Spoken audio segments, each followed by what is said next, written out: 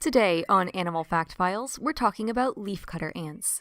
Don't leaf without subscribing. Thank you to Danish Pandian for today's request. These ants may just be the first farmers to ever live on our planet. Of course, it's also totally possible that some prehistoric species cultivated its own food and we just aren't aware of it. The idea of a megaloceros using its antlers for tilling the ground is fun to consider, but as far as we're aware, leafcutter ants are some of the only animals on Earth besides humans to farm their own food. While leafcutter ants do dine on tree sap, the majority of their diet consists of fungus grown on the leaves they cut. You wouldn't be blamed for thinking that leafcutter ants consume the leaves they cut. I mean, nearly all images of them consist of their above-ground activities of chopping up and transporting leaves. However, that's only part of the process. A leafcutter ant colony may have upwards of 10 million individuals, all working together to harvest a food supply of fungus and to pass on their genetic material to the next generation. There are currently thought to be somewhere around 50 leafcutter ant species, and colonies may differ between these individual groups, but typically leafcutter ant colonies have a caste system of work responsibilities.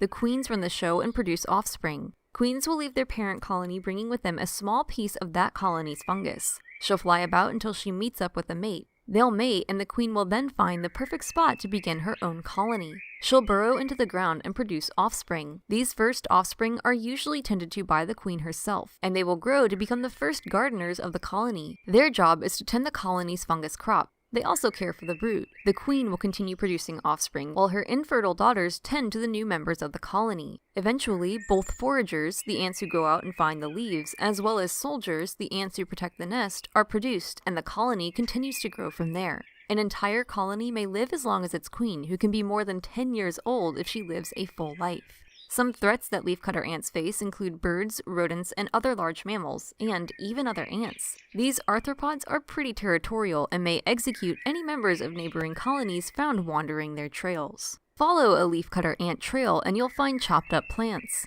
Leafcutter ants seem to have a preference for younger vegetation that's easier to cut through, and though their namesake may indicate otherwise, leafcutter ants don't just take leaves. A single ant will carry their prize back to the nest where the other workers are standing by to further chop up the leaves and pass them along to the gardeners. The fungus grown in leafcutter ant colonies is kept free from harm both by the careful observation of the gardener ants, as well as bacteria that lives on the bodies of the ants that keeps other harmful fungus out of the nest. These farmers can be found throughout the tropics of the Americas, though it can be difficult to tell leafcutter ant species apart. Apparently, one species gives off a minty smell. Unfortunately, this is only achieved by squishing them, and that's an act that we here on AFF don't condone.